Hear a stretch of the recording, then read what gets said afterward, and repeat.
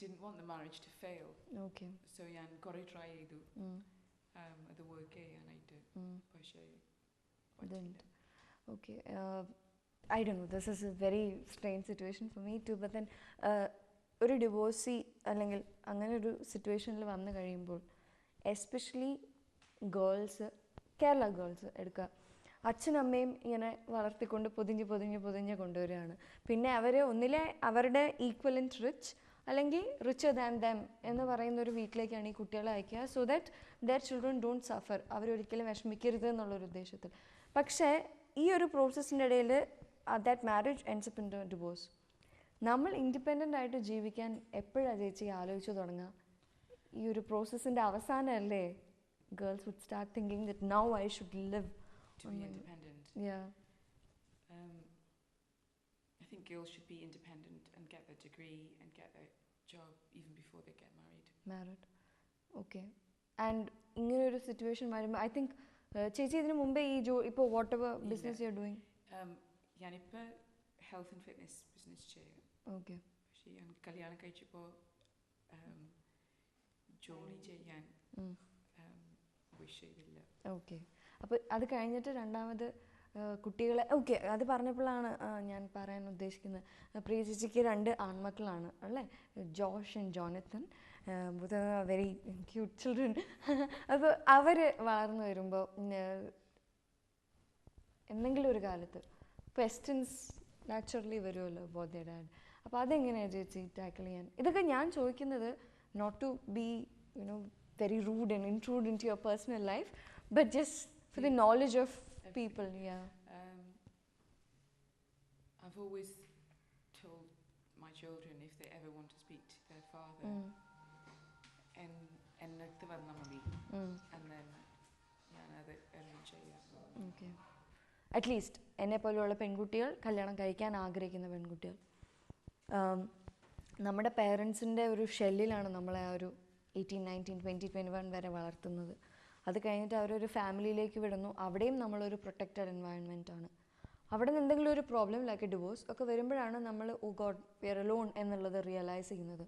അപ്പോൾ പെൺകുട്ടികൾ ചെറുപ്പം മുതലേ അവർക്ക് ഒരു വിന്നിങ് ആറ്റിറ്റ്യൂഡ് വേണ്ടേ ചേച്ചി? അവർക്കൊരു ഇൻഡിപെൻഡൻ്റ് ആയിട്ട് അതിനുള്ള എഡ്യൂക്കേഷൻ ആയാലും ശരി, ബാക്കിയെല്ലാം just tell them what you think.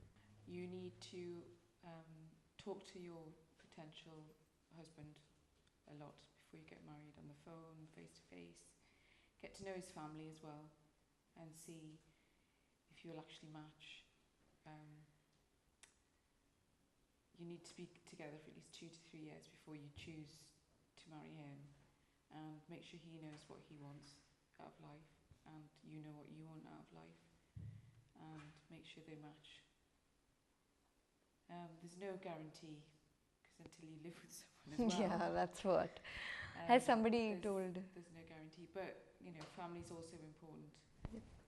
And if they have self-respect and self-belief as well in themselves, because if they don't, they will always not believe in you either. അപ്പോൾ പ്രിയ ചേച്ചി പറഞ്ഞത് ഞാനത് മലയാളത്തിൽ പറയാം. എനിക്ക് മനസ്സിലായത് I will tell you in Malayalam. അതായത് കല്യാണത്തിന് മുമ്പേ അറ്റ്ലീസ്റ്റ് ഒരു 2 വർഷം അല്ലെങ്കിൽ 3 വർഷം ഒരുമിച്ചുണ്ടാവണം. എന്നിട്ടേ കല്യാണം എന്നുള്ളൊരു വലിയ സ്റ്റെപ്പ് നമ്മൾ മുമ്പോട്ടെടുത്ത് വയ്ക്കാവുള്ളൂ. അത് ഫോണിൽ കൂടെ ആയാലും നേരിട്ടായാലും ആ ഒരു കമ്മ്യൂണിക്കേഷൻ നല്ല രീതിയിൽ തന്നെ ഉണ്ടാവണം. പിന്നെ ആ വ്യക്തിയെ മാത്രമല്ല, ആ വ്യക്തിയുടെ വീട്ടുകാരെയും നല്ലോണം അറിയണം. അവരുമായിട്ട് നമുക്ക് അഡ്ജസ്റ്റ് ചെയ്ത് പോകാൻ പറ്റുമോ എന്ന് ഒരു ധാരണ നമുക്ക് ആദ്യം തന്നെ ഉണ്ടാവണം. അതോടൊപ്പം തന്നെ നമ്മളിൽ ആ വ്യക്തിക്ക് വിശ്വാസമുണ്ടോ എന്നുള്ളത് നമ്മൾ മനസ്സിലാക്കണം. അത് മാത്രമല്ല, ആ വ്യക്തിക്ക് ആ വ്യക്തിയിൽ തന്നെ വിശ്വാസം ഉണ്ടോ എന്നും നമ്മൾ മനസ്സിലാക്കണം. കാരണം ഇപ്പോൾ എനിക്ക് സെൽഫ് ബിലീഫ് ഇല്ലെങ്കിൽ എനിക്ക് വേറൊരാളെ കണ്ണുമടച്ച് വിശ്വസിക്കാൻ പറ്റില്ല.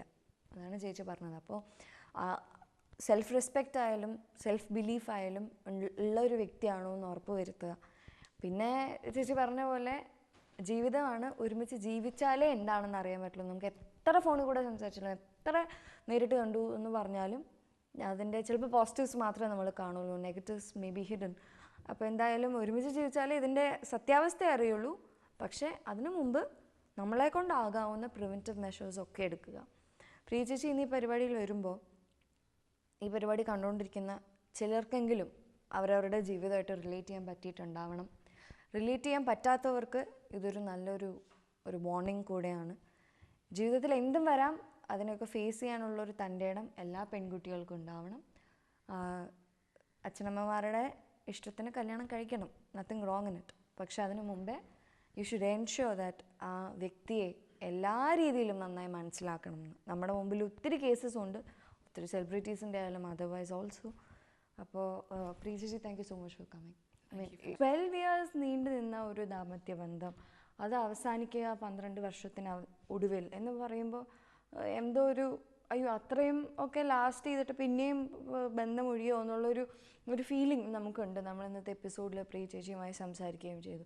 എന്തായാലും ഈ ഒരു വിഷയത്തെക്കുറിച്ച് നമ്മുടെ എക്സ്പേർട്ട് ശ്രീ ജോർജ് കാടൻകാവിൽ സർ തന്നെ അതിന് നമുക്കൊരു കറക്റ്റ് ഒരു പേഴ്സ്പെക്റ്റീവ് തരും എന്നാണ് എൻ്റെ വിശ്വാസം. 12 വർഷം ഒരുമിച്ച് ജീവിച്ച് ആ വിവാഹബന്ധം വേർപിരിയേണ്ടി വന്നു എന്ന ദുഃഖകരമായ ഒരു കാര്യം നമ്മൾ കേട്ടു. 12 വർഷം കഴിഞ്ഞിട്ട് വീണ്ടും വിവാഹമോചനം നടത്തേണ്ടി വരുമോ എന്ന ചോദ്യം സത്യത്തിൽ പ്രസക്തമല്ല. ബന്ധങ്ങൾ മുറിയാൻ പ്രത്യേകിച്ച് ഒരു കാലപരിധിയൊന്നുമില്ല. ഒരുപക്ഷെ തടസ്സപ്പെട്ട അല്ലെന്നുണ്ടെങ്കിൽ സ്ട്രെയിൻ ചെയ്ത റിലേഷൻഷിപ്പ് ഇത്രയും വർഷം പിടിച്ചു നിന്നിട്ട് ഒടുവിൽ അത് മുറിഞ്ഞു പോയതാകാം.